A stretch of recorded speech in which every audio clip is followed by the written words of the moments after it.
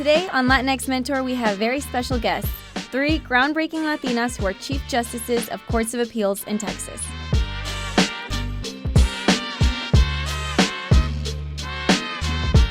Welcome back to Latinx Mentor. My name is Dulce Espinosa, and this is my dad, Javier Espinosa.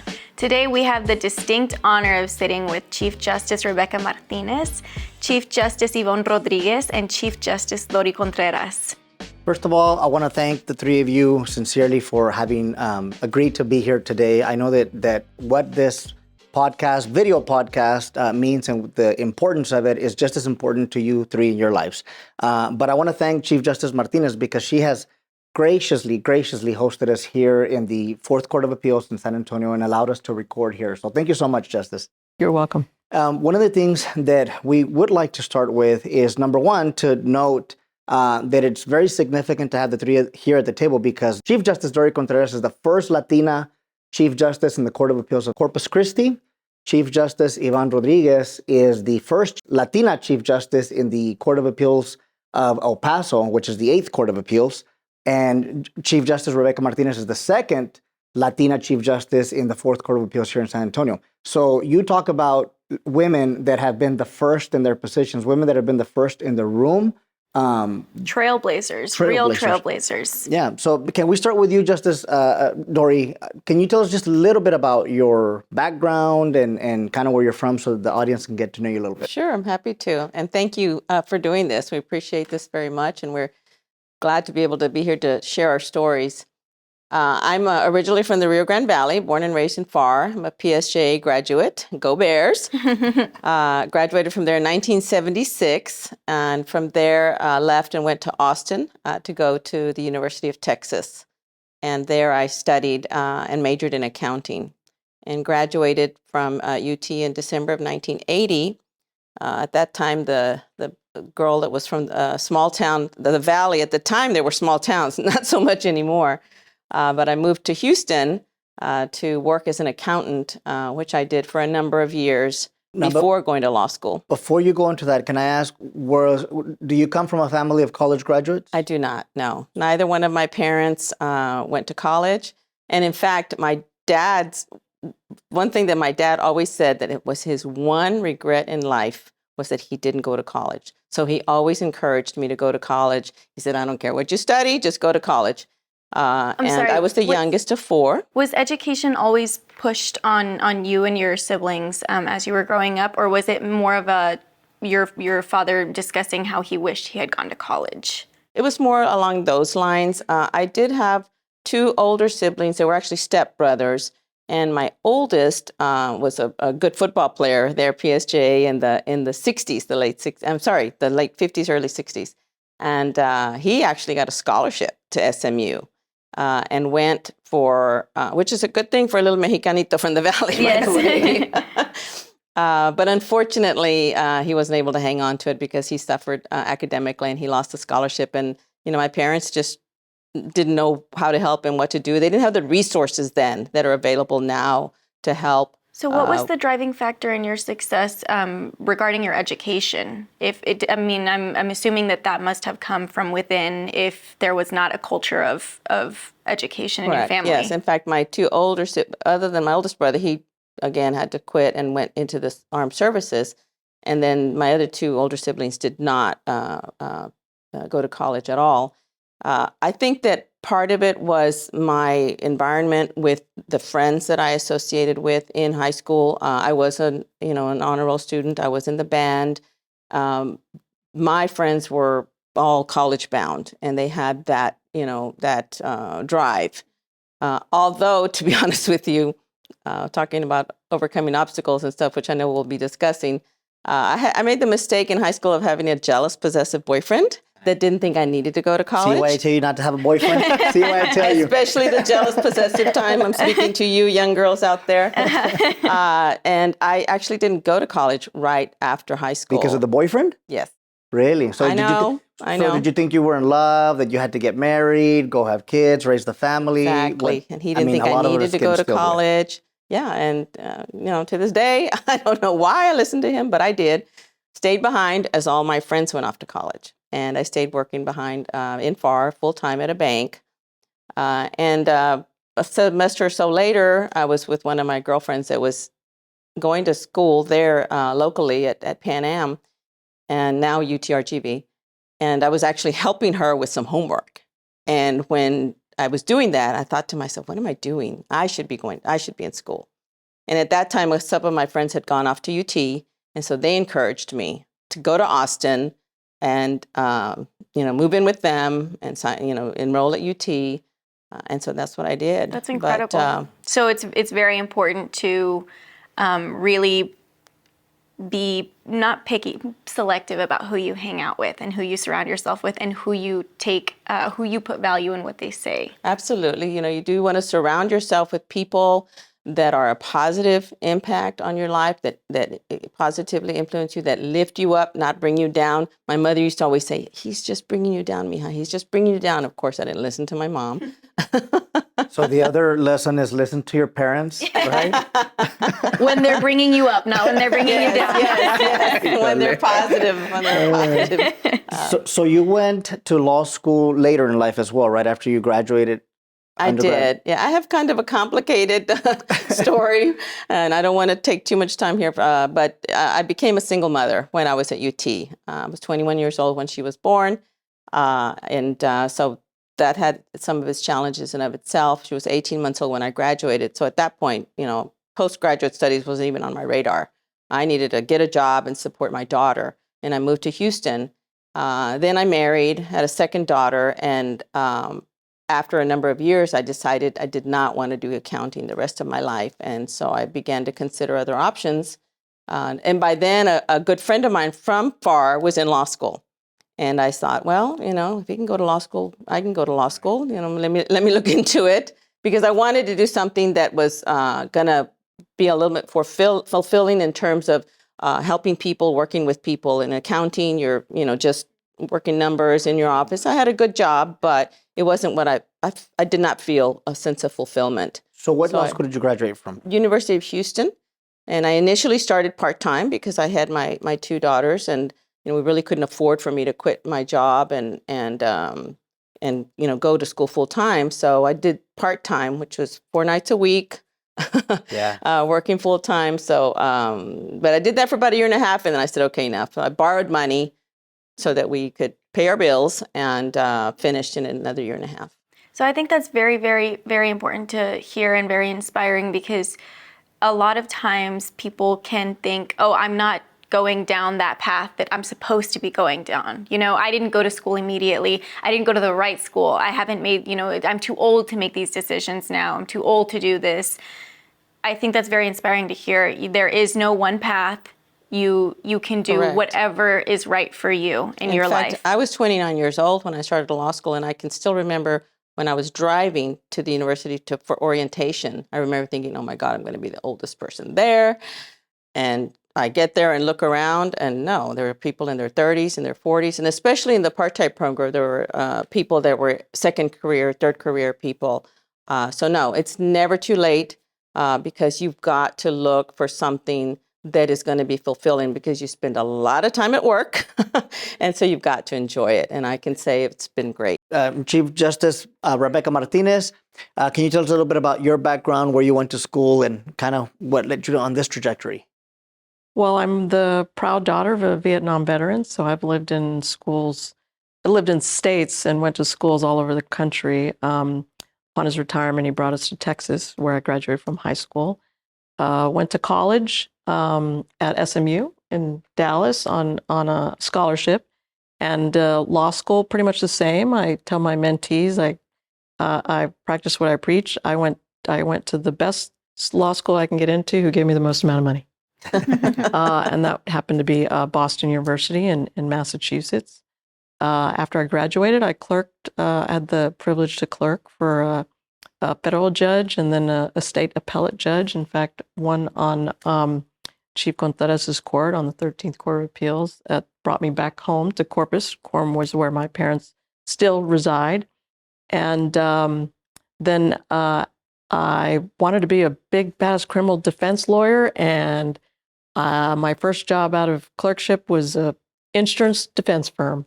Not that I ever expected it. I share that only because just because you have a plan doesn't mean that you go by that plan.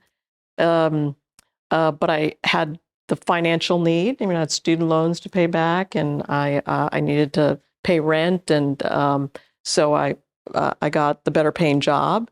Was there for a few years, and then went to another firm after that. I was stolen by another firm to do more plaintiff work for another few years, and then probably about 15, 16 years into my practice, I was brave enough to hang up my own shingle and started my own practice so I could take home more of, eat more of what I was killing. And then have pretty much I would say, a professional midlife crisis. I think all of us have in one point. And told myself this was really not my why. I felt like it was the most courageous thing for me to do was to get out of town because I didn't expect to be in the Valley for that long, and moved up to San Antonio where I've been ever since. And a judge colleague had said, "You're too young to retire. You need to go do something." And that's when I was brave enough to remember why I went to law school in the first place. Said, well, I wanted to do criminal defense. And here I was, a big time litigator, going down to the courthouse here and signing up for criminal court appointments. And I loved it because I was able to get into the courtroom. I was doing what I wanted to do. I was representing the accused who deserved the best counsel that they could get. And they were getting a pretty darn good one. I mean, I was almost 20 years, trying cases. I could do it blindfolded, and I was doing what I wanted to do. I wasn't making as much money I was making, but I loved it. I was satisfied. I got up in the morning. I had the new reason why to get up, and it all kind of, I have great faith that that what comes to me is a blessing.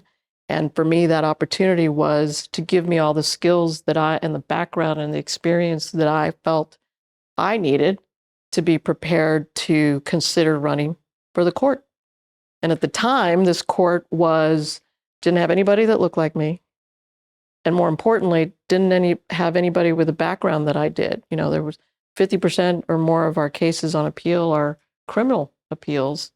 No one here had ever knew the smell of what it smelled like inside of a criminal courtroom. And I was like, well, I do. And maybe that's why I was able to do that. And I felt I could contribute. We all know you want to be at a table where important decisions are made. And I felt confident enough in myself that I could contribute at this table. And I've been blessed to be able to do that. And like the chief, you struggle, you get there, you have to campaign in Texas. So we have to do that and become that little different aspect of running. And so I chose to, lost my first race. I think you're defined by not how you fall down, but how you get up.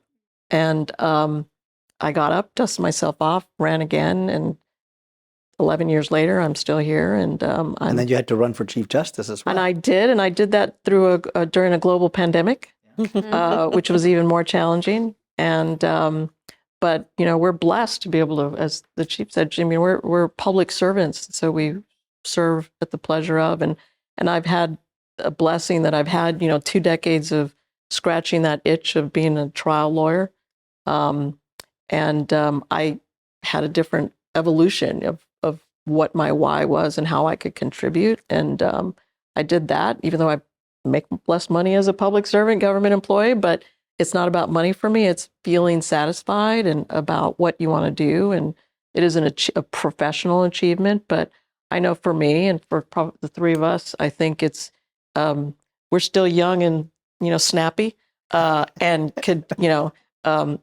do things, taking Hamilton references, to do able to do other things if we still have that why and still have that itch. And I hope, God willing, I would still have an itch to do something even after my service on the court, whenever that will be. So that's the best thing that you could do at the end of your, professional career. And hope that I'll be able to enjoy that as much as I know my colleagues will after we bid adieu to government service. And Once our turn is over. once our turn is over, And because somebody listening is we're their just turn. we're just That's right. It's we're gonna be just your warming the turn. bench here. You know, That's we're right. not the first ones here, and I know with our audience we won't be the last. And I hope we can be available to you for any other, pieces of support Pearls of we can wisdom. give, pearls of wisdom that we can share. Thank you. Chief Justice Rodriguez, you went to high school in Melbourne, Australia. Right. Talk about being different. No, yeah, I went to high school in Australia, and like Chief Contreras, my path is not traditional either. Can you tell us about that? Well, I came back to the United States when I was about 19. I got my GED, and I went to college for maybe a year, and I just wasn't feeling it. And why a GED? The main reason is because they didn't accept any of my credentials from Australia. So as a result, that was before the age of the internet, and they had no idea what to do with me. So I took the GED. I also took, back then they were called CLEP tests. So those were first year university tests that you could kind of test for credit. And so I was able to test out of a lot of classes. But I went to school maybe a year or two there, and then I just thought, I don't want to be in school. And I went to work. And I went to work till I was about 25 or so. And then at that point, I was like, yeah, I don't want to do this either. So what made you think, you had made that decision, I don't want to do school, gotten into work, I don't want to do work. What made you think, well, let me go try again in school? When I was working, there was a job that I was really, really good at a particular company. And I applied for that job. And the other person, the other candidate, didn't do the job as well as I did, but she had a bachelor's degree. And they gave her that position, and they said, she has a bachelor's degree. And I thought, well, I'm going to need that piece of paper. Mm-hmm. And I started thinking about it. And then eventually, my circumstances came around to a point where I could go to college. And I had been thinking already for about 2 years. I thought, if I get an opportunity, I'm gonna grab that thing. So what was that not let go. opportunity for you? Because there may be some kids out there that are working and thinking they don't have the opportunity. What happened? A lot before the internet and before you can even, I had no idea how to do any of this. I had no idea how it worked in law school. And so what happened for me, my family situation changed.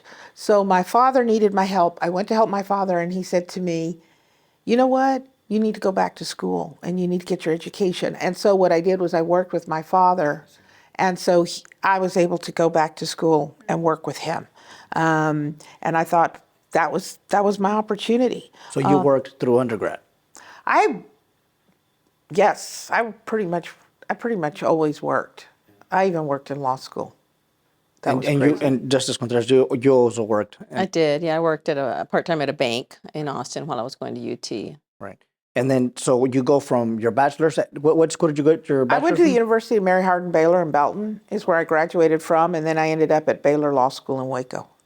And then, Can I ask you a question? Yeah. What happened to your Australian accent? Somebody else asked me that question last week.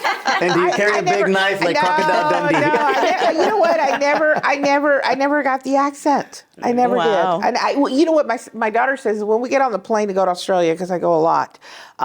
She says I'll start speaking that way. Oh, really? But you got to get me on the So plane you first. assimilate. Yes, I start. Yes. Okay, so Speaking of assimilation, actually, there are a few people that we have heard from who talk about the difficulty in, once they get to a position of professionalism, having to wear a suit and tie, having to speak a certain way and look a certain way, they do assimilate, but they have difficulty reconciling that assimilation with who they actually are inside, and almost feel ashamed for their culture of their Mexican, their Latinx culture, because they have to assimilate into this professional world that does not value that culture, or that they don't feel values that culture. How did any of you can answer, but how did you overcome that or experience that yourselves? The best compliment that I've ever received was from an intern here that worked at the court a few years ago. And she shared with me that she that I was among one of her favorites because I was unapologetically authentic. And I started to think about what that means. And I have found myself on occasion feeling like I need to meet that standard. Now I'm pushing 60 now, so, but how I feel now, how I, stand now in my shoes is very different than how I stood in my shoes back when I was 18, 28, 38. With every decade, I think you'll get the wisdom that we often ignore from our parents and older siblings. But I think what is necessary for us is to recognize that as we change roles, professionally, even personally, we become parents, we become title holders, and we feel a sense of obligation to fulfill what we perceive how we should hold ourselves in that role, right? We become a judge and somebody puts a robe on us and we have to stand a little taller. We have to behave a certain way. We have to suffer a muzzle. And often there's discussions we often have about, well, how authentic am I if I depart from some previous role, right? How we perceived ourselves before. As Latinas too, we enjoy certain identities culturally, for example, down to what we eat, what music we like. We like our tacos, right? We like our tacos, but we're in San Antonio, so Yeah, but I they think do too. but I think even when I was younger, as a young Latina who had to actually learn English, getting thrown into school, my parents were Spanish speakers. I'm first gen. They were born in Mexico, and wanting to preserve that identity, and yet realizing that I had to navigate through what I perceived to be these roles that you're supposed to. How are you supposed to look? I'm supposed to wear a black suit into court, and I'm not supposed to have any color, and no hoop earrings, and everything that again is part of our culture. But it is important for us to recognize that in whatever profession, whether it's in the law or in business or wherever, academia, you are you will recognize that there are certain norms, expectations, and often demanded by your employer that you are expected to accept and navigate through. The beauty about, I think, this newer generation, a generation that you're in now, you have so many resources, but you also have so many other opportunities where now your employers are much more open and aware. And I don't see them as challenges as much as I did when I was in my 20s, when I was the only or the first in a room. The generation now, you students now, you have a greater perspective in most arenas where you are actually celebrated for your authenticity and you're supported by that. And if you find yourself in an arena where you don't find yourself supported in whatever way, the great thing is that there's another door and another window to go to, that there are opportunities that are so much more available now to Latinos than there were before. I was the first Mexican-American to graduate from my law school, I'm told. Well, and that's what I was going to ask you about is if your parents are from Mexico, your challenges may have been, I speak Spanish at home, I speak with my parents, everything's Spanish, and then I go into school and it's got to be a completely different culture. I don't think kids experience that as much now, but it may be they're all tatted up. And nobody here that I can see has tattoos all over. Not that you can see, Javier. That may be the challenge now is... that's human behavior, right? So we all suffer from biases. Even judges, we all have to, readily admit that we all suffer from some degree of implicit bias. That's just human behavior. We perceive someone first, okay, you're a guy, you're dark-haired, you're short, you're Latino. Wait, I'm short? I'm short. You know, you're small. You can't have shame of your culture. Right, I've never been told I'm Culture is short. And we have to accept the fact that when we first meet someone, that we're going to be assessed. Right, but I guess the question would be more like, for example, if somebody has tattoos all over their hands, maybe they have them on their neck, maybe they have them on their face, but they say, hey, I want to be a judge. I want to be an attorney and I want to be a judge. And they don't feel accepted when they walk into maybe this room, when they walk into a boardroom, when they walk into a space.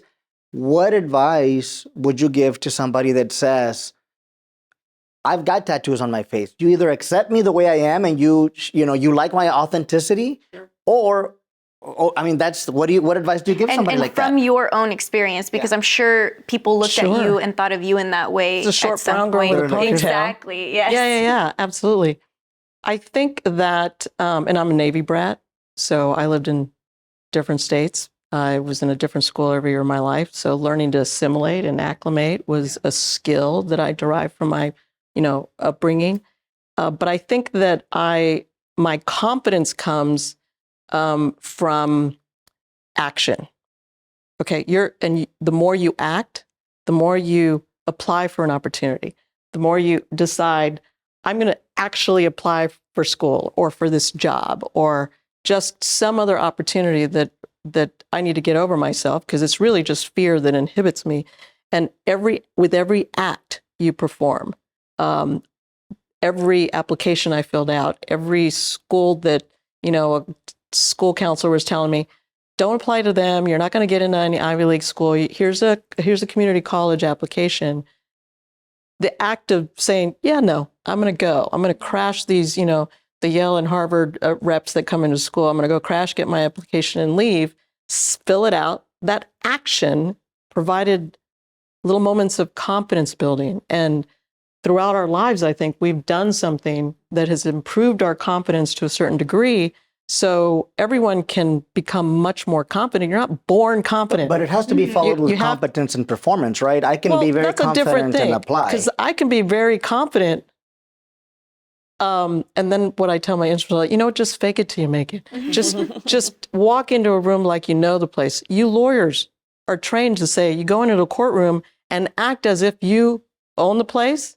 You've got to be prepared. You got to have your research and writing before you approach the bench. But I think that's an important message that kids should not miss. You can say, hey, I'm tatted up and you should accept me. But if you can't pass the exams, if you can't pass the test that your employer is giving you, if you're not a very good employee, well, then it's not your tattoos that's keeping you from getting the next level up. Have you had experience with that, Justice Chief Contreras or Chief Rodriguez? Well, I think what I would add to that is that person has to realize that they're going to have to overcome some preconceived notions.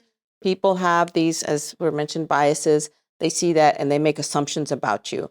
And so, unfortunately, it just means you have to work a little bit harder to prove them wrong. And we all faced that early in our careers as lawyers, because there were not as many women lawyers at the time and much fewer Latina lawyers at the time. And so we had to work a little bit harder to prove ourselves, to show our competence, to show our abilities, to show that, we were just as capable as our white counterparts. I think the example is the same for someone like that. It's an unfortunate reality of our society. I was at a meeting recently and an African-American friend of mine, he introduced me to the rule of color. And I go, what is the rule of color? Because the rule of color is you walk into a room and you immediately count how many people of color are in here. And he asked me, do you ever do that? And I was like, I do that. I do that too. Yes. Right? That's our own implicit biases, right? And I used to be, I guess, when I was younger, I felt more comfortable. And I think people feel more comfortable. I see even with older lawyers and even judges, they gravitate to someone they feel they have something in common with, whether it's, these are all my peeps from Austin or all my peeps from Houston. Familiarity is what we're drawn to. And maybe because I had more opportunities to be the first. And I don't know anybody in this school. I had to. But we have to use those skills to do it. And I'm still encouraging judges I would love to have lunch with you Dula said, but I know you. I've broken bread with you already. I'm in this room and I don't know those 3 cats over there. I'm going to go and visit with them. I'm going to just go over there, little tip, compliment someone's shoes, very big icebreaker. And all of a sudden, you know someone, you introduce yourself. And that takes practice. Well, I was going to ask you, were you able to do that at 16, 17, 18 though? I had to do that at 7, 8, 9-year-old, new kindergarten, If you're preschool, changing first grade, schools all the second grade, time, third yes. I grade. see you nodding your head. Well, and the only Chief reason I Rodriguez. say that is because I was an Army brat. So I had the exact same experience. So you have to develop the ability really early on to go in and own the room and not be intimidated. I was telling a friend of mine the other day, I just have a tendency to barrel through things, mainly because if I let people who think negatively stop me, I would never get out of bed in the morning. I've taught my children that over and over again. And just because somebody says or thinks you're purple doesn't make you purple. And so for all those reasons, it's hard. It's a mind game that we play with ourselves, right?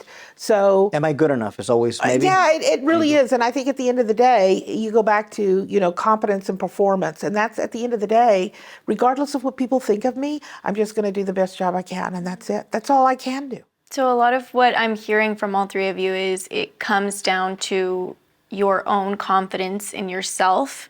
And rather than thinking of life as this game of, I have to prove them wrong. They don't like me, so I have to prove them wrong.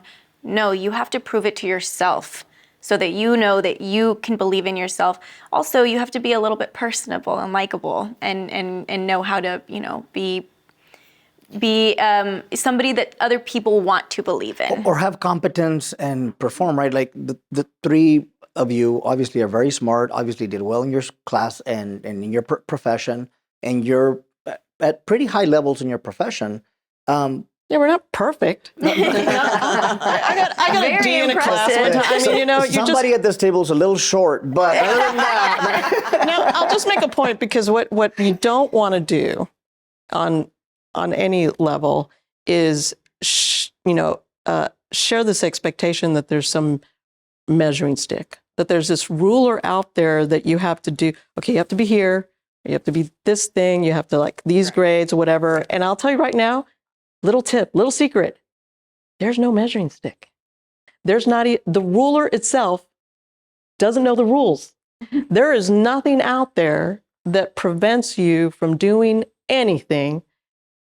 Full stop. That's it. Just know that. The only thing that keeps you from doing anything is yourself. So when I say get over yourself, you need to get over the anxiety, the feeling that there's an obstacle, your fear and your anxiety, your parents telling you you shouldn't be doing this, doing that. I mean, I had girlfriends who were like, no, you're supposed to go to Del Mar in Corpus. You're not supposed to go. And one of my girlfriends was like, you were the 7th girl and you were given birth to because it's your job to take care of us when we're old. I mean, literally, that's our culture. And we have to, she's going to take care of me when I'm old. That's her job. I know, but I think for Latinos, especially because of not only the demands at home and the expectations that we have, both as a woman and everything that we've shared from our own experiences, and all of us share it. All of us have it.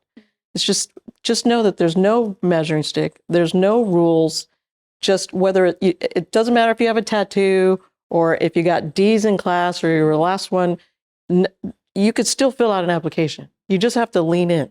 So this brings me to one of my absolute favorite questions because I struggle with anxiety. And so there have been so many times where I get something wrong, get a bad grade, do something that I think is wrong. And I'm like, oh my God, how am I ever going to get past this? I just ruined my GPA, ruined my career, ruined all of my chances. When was there a time that you can think of that something felt insurmountable to you and you thought, I am never getting past this? And how much value do you place in that moment today? Law school was a real struggle for me. I did very well undergraduate. I was used to everything coming easy. And then I got into law school. I thought I was going to die. I was probably the best C+ student in that school, okay, honestly. I started, the first year was really difficult. The third year, I started getting the hang of it and I started doing a little bit better. And I remember my dad asking me the question. He's like, when you get your license to practice law, do they put your GPA on that? And I was like, no, they don't. Doesn't matter. Just pass the test. And I think what's really helped me over my career is that sense of I've always wanted to be over prepared. And so once I left law school, I've always studied. So I've had nearly a 30-year career as a lawyer, and I didn't stop there. And I think that lesson of a perpetual student, not that you have perpetual exams, because I wouldn't, but that idea of always wanting to be prepared for whatever questions or whatever problems would occur in the courtroom, because you just don't know.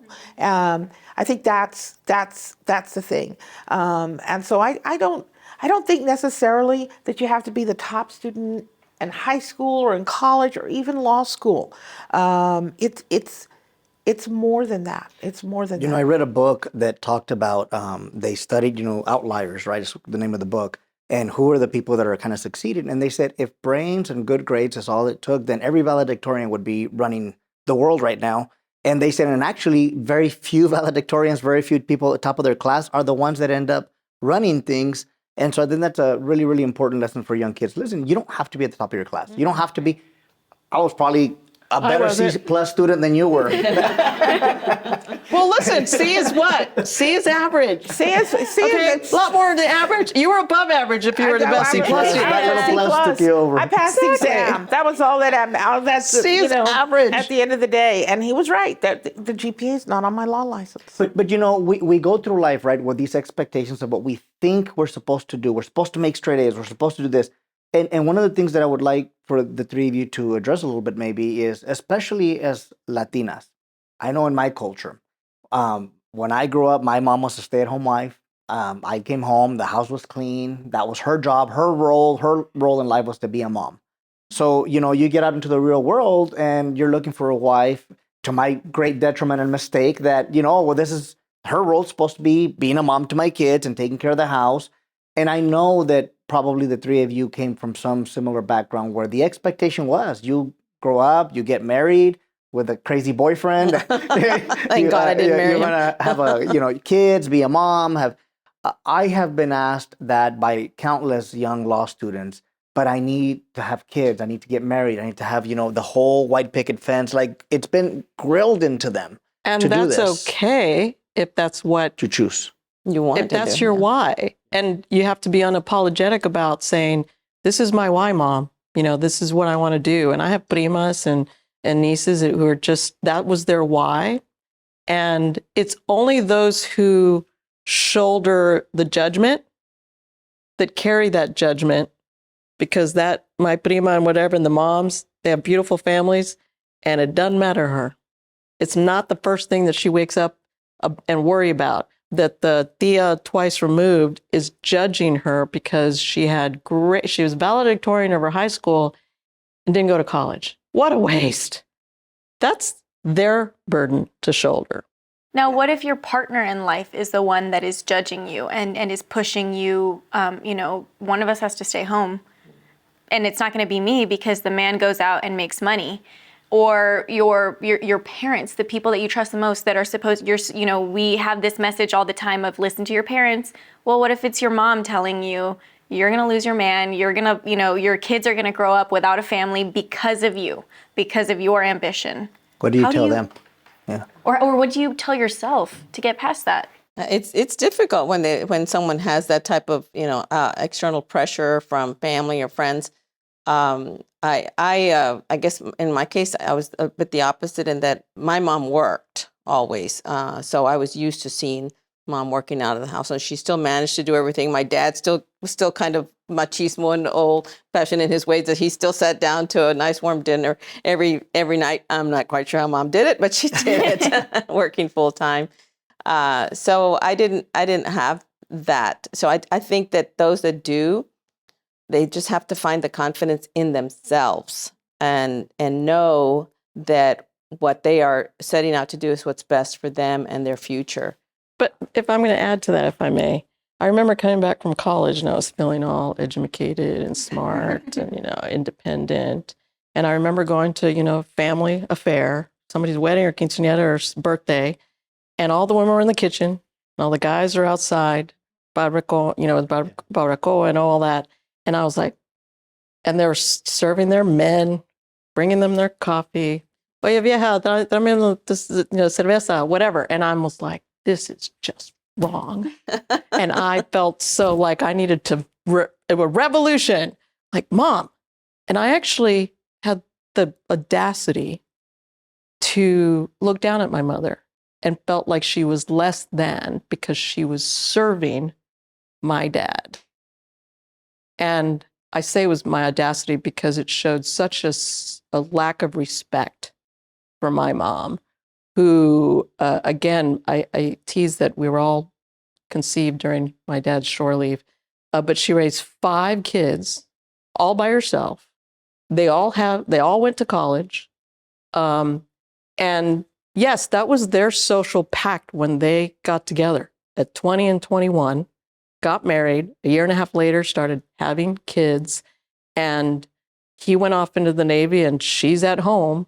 Was she a stay-at-home mom? Of course she stayed home until we moved to Texas, and they wanted to advance me 3 grades because the schools in East Texas and in the East Coast were much more advanced. And my mother's like, "There's no way. She's 6, and you're going to give me a 9-year-old? They'll eat her alive."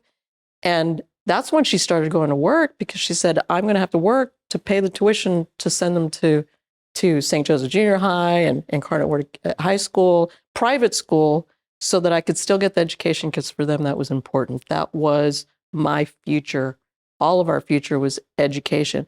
But when I went back and I realized that's not her why, and her why was not better or worse than my why, because I wanted to go off and, have a career and, be Al Pacino and, and be a big badass criminal defense lawyer. And that was my why. But I didn't have to judge her because she wanted to, out of respect for my dad. My dad performed a lot of respectful things for my mom. Okay, more than just putting food on the table and a roof over our head. He went off and served his country, put his life on the line, came back disabled vet during Vietnam when people would spit at him when he returned.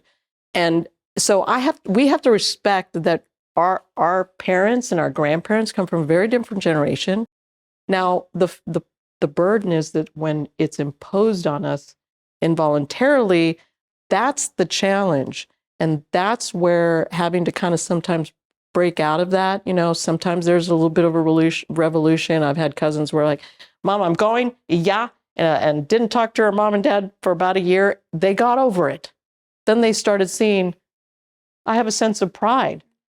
Her parents, sense of pride. My parents, Dori's parents. I mean, you need to let them evolve into your why, into your maturity. And that's when you have to start realizing, if I'm going to make mistakes, I got to own my mistakes. I don't blame my parents for my mistakes. That's part of that confidence building, because you're going to succeed a fraction of how many times you fail. You're going to fail more than you succeed, I'll tell you right now. Well, and I was supposed to say, sorry. I was just going to say the other thing I think that's really, really important, and I did that as a young adult, was, we only have one life to live. You've got to do whatever it is that's driving you. For me, initially, I wanted to be an actress. I went to New York City. I went to the American Academy of Dramatic Art. So I did that for a couple of years. Full of surprises, one Australia, New York. But the thing is that my whole family thought, okay, you're really lost it. Nobody in my family had ever done anything. But that was really important to me. And I did it, and I tried it, and then I said, okay, I'm ready to go back home, right? And so Check. Exactly. And so I think what's most important for me in terms of following a career, for me, the drive, the why, was I wanted to be independent. I wanted to be able to, I didn't want anybody else to be able to control me. I wanted to be able to earn my own income and call the shots. And so as a result, that overcame everything. I'm sure my tias and my grandmother, my mother worked as well, but they all envisioned that, oh, well, you're just going to graduate from high school and get married and have children. And I've never done that. And it's Have you ever had to put your career in the back seat for your family, for your kids? I have, and this is an important question because it's the same question I get when I go speak to law students, especially for young women, and that is, and I tell my daughters, if you're going to have a family, and I consciously decided, unmarried, to have my family, and I knew I was going to do that as a single parent, and so as a result, there were times in my life, because I wanted to focus on raising my children, that I took a job for maybe about 10 years that wasn't as demanding as it could have been. Could I have done something more? Could I have earned more? Could I have done more and been more? Yes. But when she turned about 10 years old, I said, look, now I want to be a judge, and now I need to run, and this is what's going to happen, and this is why. And she said, okay, at 10. She said, I'm behind you. I give you permission. Oh, yes, that's exactly right. I am right behind you, Mom. That lasts about 3 weeks, and then she's all like, okay, I'm over it. And I said, well, Mija, I committed to campaigning for 2 months, so we're in it. But that's another good example of everybody has a different path, and you did not follow any path that, people were either telling you should follow, or that was modeled for you, or you chose your own path. I just think it's just hugely important, to do what you want to do. Because, and the other thing I think it leads to is, I don't really want to have any regrets. I have very few regrets. Because as long as it was legal, I did it. And I think that's one to commend you guys for this podcast that you're doing, because the importance of mentors cannot be overstated. I don't think that we necessarily had the same type of availability of mentors when we were younger, like are now. But I think for those young people that are facing family pressures or friend pressures, or people saying, oh no, you don't need to go to college, or you don't need to do this, or mentors can help encourage that and let them see there is a way to do it. There is a path. This is how you can do it. And so that's what we are happy to do at any time. And love I to do. did want to make a comment specifically about what you had mentioned, that your mom was a working mom. I know a lot of women that have kids think, oh, I have to be home. Who's going to take care of my kids? My kids are going to resent me because I worked. And I just think this is the perfect example of, your kids are not going to resent you. Your kids are going to see what you did. First. Do you resent your mom? Do you resent your mom? No, I never resented my mom. And my mom was, even though she didn't go to college, in fact, she didn't even get to finish high school because she was the oldest of her family and had to drop out of high school to help take care of her other siblings when my grandma got sick. But my mother loved to read, and she had a very extensive vocabulary. I mean, we had wall-to-wall books as I was growing up. So that was something that she instilled in me also. And was clearly a very good example, because look at where, how impressive you are and what you've done with your life. Well, She became an accountant, remember? yeah, before. I was an accountant first. Yeah. Well, but not only did you become an accountant, when you went back to law school, you were a mom, you were a spouse, you started law school in night school, and you were working. Right. I got nothing on these ladies. I really don't. Got nothing on them. And I did have some help when I was in law school, that we did have a lady that lived at home that helped take care of the kids. So that made a big difference. I'm not Superwoman, that's for sure. But I do remember feeling guilty because I was working full time, going to school at night, studying on weekends. So during that time frame, I wasn't spending as much time with my kids as I probably could have. But I kept telling myself, this is temporary. They're going to benefit in the long run, and they have. And I tell everybody, and my kids are successful now. They're not, they're stable. They weren't damaged during that time of neglect. Yeah. I think children who have mothers who work, who are professional, who are fulfilled. I think that is such an excellent role model for the children. And I don't think you necessarily I don't know that my daughters would have done better had I just been at home 24/7. I'm not denigrating anybody who does that, because that's tough. in some ways that's harder than what I did. Okay, but nonetheless, I just I just think my daughter from 3 months on was in daycare. And so she was 8 to 5, Monday to Friday. She was in daycare, and then And what after is she that, doing was in now? school. Well, she's a graduate from Harvard.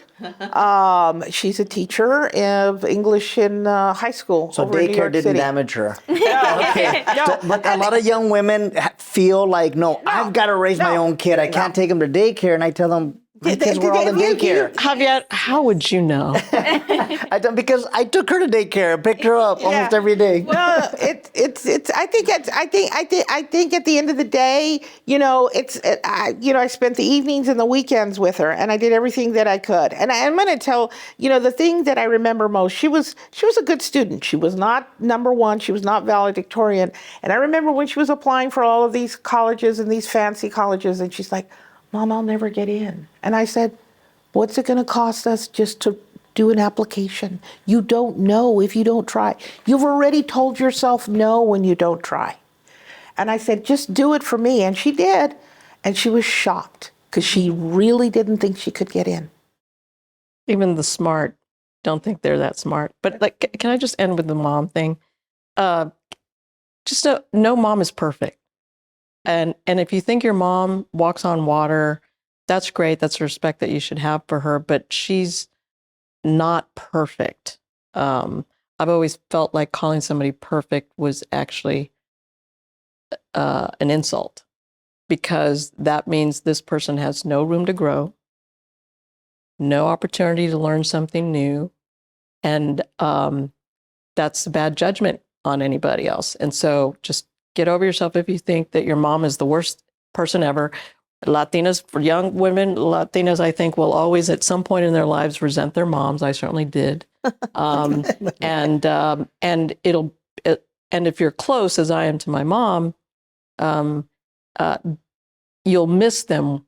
I've still am blessed. My mother, in their 80s. My parents just celebrated their 60th anniversary together, wedding anniversary.